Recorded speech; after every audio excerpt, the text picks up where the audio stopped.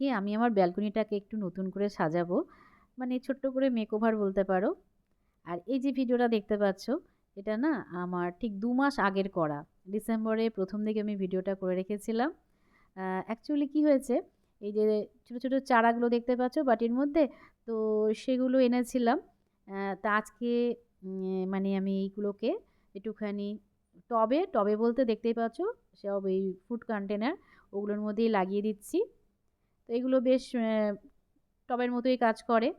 তো মাটির সাথে না আমি একটুখানি ওই ভার্মি কম্পোস্ট মিক্স করে দিয়ে দিচ্ছি। মানে আমি যখন চারাটা কিনেছিলাম তো সেই দোকান থেকেই আমাকে বলেছিল একটুখানি ভার্মি কম্পোস্ট মিক্স করে মাটির সাথে তারপরে লাগাবেন।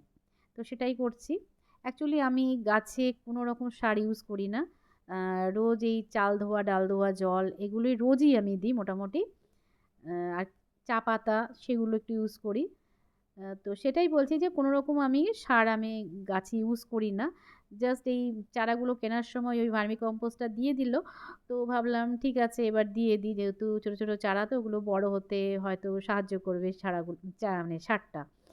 তো যাই হোক আমি দেখো এগুলো সব লাগিয়ে রাখলাম। অ্যাকচুয়ালি এই ভিডিওটা আমি করে রেখেছিলাম এই কারণেই, আমি জানি একটা মেকওভার ভিডিও করব ব্যালকনির। তখন তোমাদের সাথে এটা শেয়ার করব, কারণ চারাগুলো কত ছোট, ছোট ছিল, তারপরে এখন কত বড় হয়ে সেগুলো ফুল হচ্ছে আর কি। আর এটা হচ্ছে উম আজকের ভিডিও যে মেকওভার করব তার জন্য দেখো আমি সব গাছগুলোকে নিচে নামিয়েছি। আর দেখতে পেলে কারি পাতা গাছটা বেশ বড় হয়েছে। তো প্রথমে আমি দেখো সব গাছগুলোকে মানে টব শুদ্ধ গাছগুলোকে নিচে নামিয়ে নিলাম। তারপরে একটুখানি পরিষ্কার করে নিচ্ছি। অ্যাকচুয়ালি এমনিতে আমার এটা তো ফ্ল্যাটটা নতুনই পরিষ্কার পরিচ্ছন্নই রয়েছে। কিন্তু মাঝে মাঝেই আমি এগুলোকে একটুখানি আবার নতুন করে মানে মেকওভার করতে চাই, আমার ভালো লাগে এই কাজগুলো। আর এই দেখো এই যে প্লাস্টিকের কন্টেনারগুলো দেখতে পাচ্ছ, এগুলো আমি কিনে নিয়ে এসেছি। আর এগুলোর মধ্যে না আমি ওই টবগুলোকে মানে বসিয়ে রাখবো। তাহলে কি হয়, যখন আমি জল দিই জল দিলে নিচে আর টপ টপ করে পড়বে না। সেই জন্য এই ব্যবস্থাটা করা।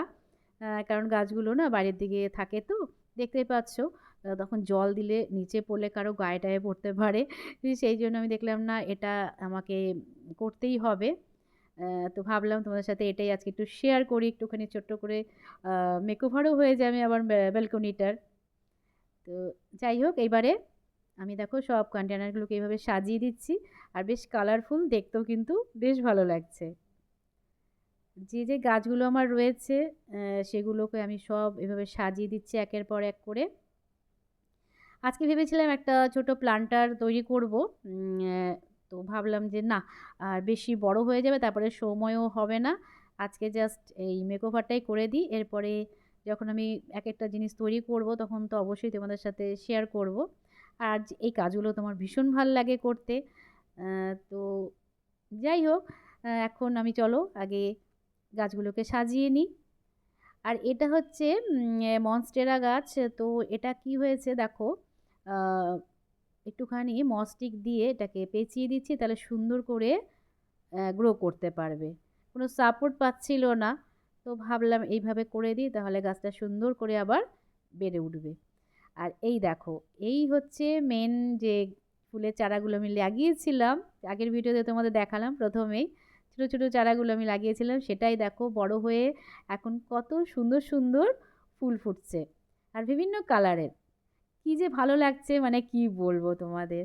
তো এটাই হচ্ছে উম, একটা পাওনা, আলাদা আনন্দ, এগুলো তো কারোর সাথে শেয়ার করা যায় না, অদ্ভুত একটা অনুভূতি হয়। আর ওয়ালে আমি হ্যাং করার জন্য এ দেখো যে ওয়াল ডেকোরগুলো বানিয়েছিলাম এর আগের ভিডিওতে।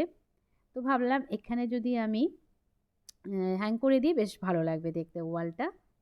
যখন মেকওভার করছি তখন এগুলো একটু লাগিয়ে দিলে বেশ ভালো লাগবে। আর সবই দেখো আমার নিজের হাতে করা, ওগুলো কোনো কিছুই কেনা নয়।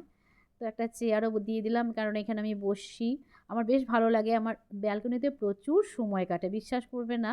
ঘুম থেকে উঠেই আমি আগে সমস্ত গাছগুলোকে ভালো করে দেখি, কতটা গাছ কত বাড়লো বা কোন ফুলটা ফুটলো।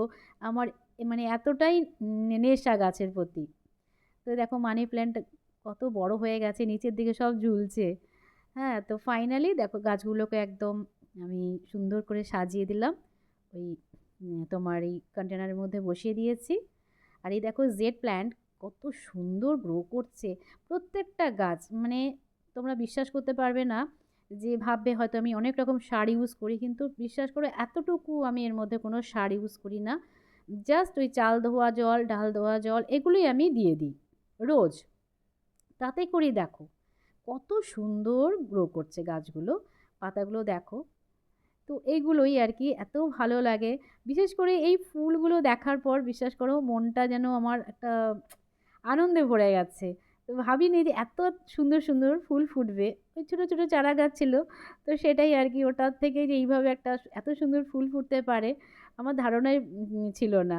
আমি ভেবেছিলাম হয়তো ছোটো ছোটো এরকম কিছু, কিন্তু ফুলগুলো খুবই বড় হয়েছে, বেশ থোকা থোকা টাইপের, দেখতেই পাচ্ছ।